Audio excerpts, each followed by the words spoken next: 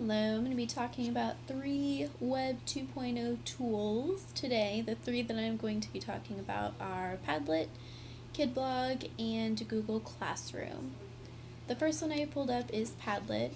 It is an online bulletin board. So if you can picture a cork board with lots of little sticky notes push pinned inside of it, that's basically the virtual part of Padlet. Padlet is free to use. They do have upgrades where you can spend money each month and get more unique tools. But for the classroom, the free one works just fine. I like to use Padlet in several different ways in my room. We use it as morning work every now and then just to get students started thinking for the day.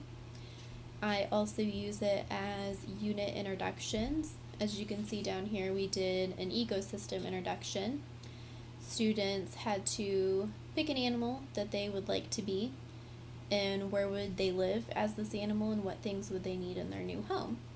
So it was really cool because they each got to post on it, and they could see what each other was posting and could see what each other was choosing as their animal.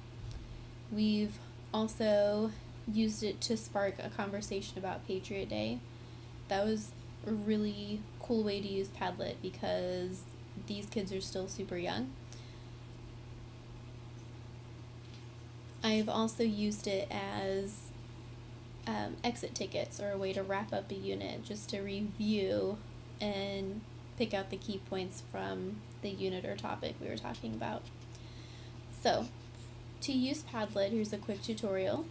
After you signed in, you'll click New Padlet. And it starts out as a really blank canvas. Your toolbar is off to the right. You can go back to your home page, create a new Padlet, look at your profile. You can share and export your Padlet, any other information, help, and then modify this Padlet. This is the tool that you want. Alright, we've got 3 different parts here. I'm going to go ahead and title mine as Weekend News. Another way I like to use this is to have students share about their weekend. They get super excited when they come back on Monday and they want to tell about their weekend. This is a great way for them to share it and be able to see everybody else's activities over the weekend, and then we are ready to move on when it's time to start at 9 o'clock.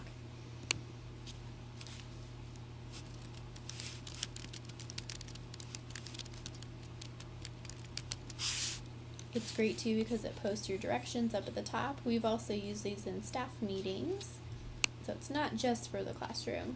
You can add a little icon picture that goes with it. Okay, over on the left you have some subcategories. You can change the background, the wallpaper. Let's go with the layout. You can let it be freeform, where wherever you click, that's where your little sticky note's gonna go. You can also click and drag it to new places. I personally like the grid form because it lays it out and you can read what everybody has posted and you don't have to shift through them. You can change the privacy, get notifications, link the URL, make a copy, and if you don't want any more, you can delete it. So to make a post, you just double click, do your title,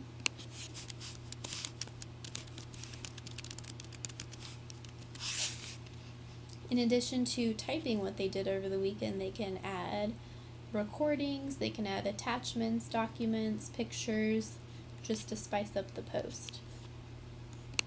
And that's Padlet. Alright, the second one I'm going to show is KidBlog.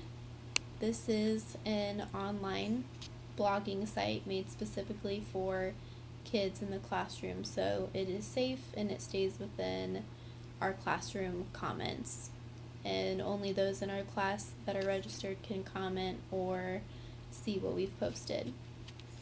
So you can create a new class. I created my 4th grade classroom.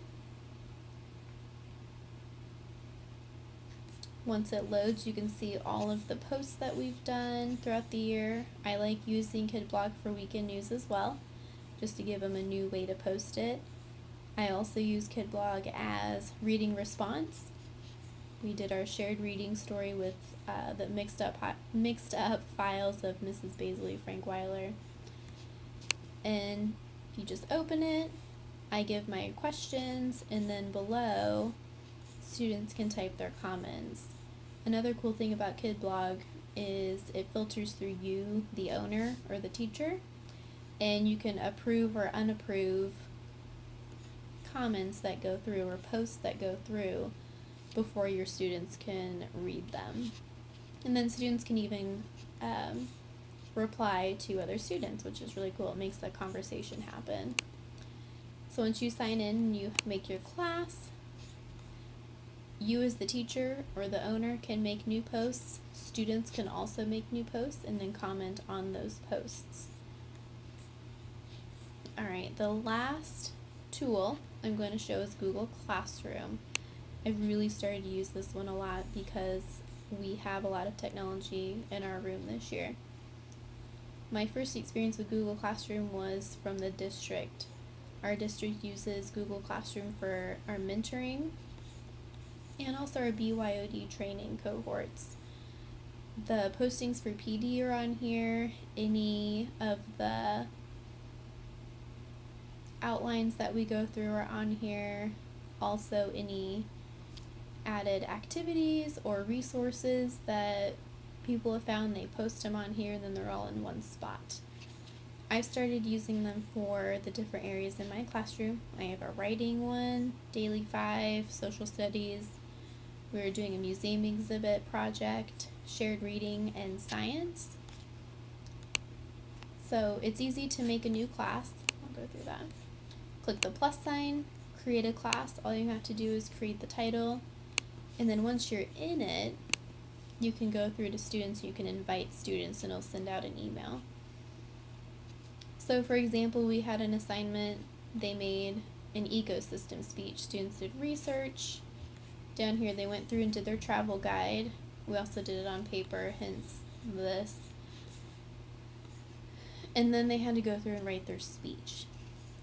I also really like Google Classroom because you can make this, you can give it a due date. It tells you who's done, who's not done. And I can add Google Documents to this. And it'll make a copy for each student. That way I'm not worried about my original being changed.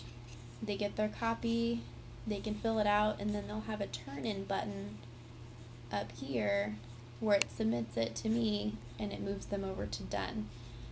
So if you were to click these, I could click and open their documents, and I could grade or look through to see what my students have done who are finished. If I notice that they need to fix something, I can write a comment and send it back to them. They can view the comment and resubmit it. Same thing with those that are not done. Down here, the plus button is how you would create an announcement, which is just a general, like, hey, reminder, this is due on Friday. Look at the assignment below. Just like a general announcement pop-up. Create an assignment. You give it a title, description, due date. You can attach a file, something from Google Docs, your Drive. You can do a web link. You can add a video from YouTube. Another cool feature that they've added, you can create a question, is reusing a post. So I can go to all of my classes, pick a class, and I can see all the documents I've made from that class. And if I click on it, I can reuse it, and I can even go in and edit it, which is very nice and makes it easy. I don't have to make a new document each time. And you can change it where students can just view the file, they can edit it, or they can make a copy. I usually make a copy for each of mine. So it's a really great way for staff to keep in touch with any extracurricular things that are going on after school, any committees or groups that are formed, and it's also great to use in the classroom. It's accessible at home as well as at school, so students are able to get in and see, oh, what do I need to get done? Oh, I don't remember the form that I needed to fill out, it's all in one place. It's excellent. All right, thanks for listening about my 3 Web 2.0 tools.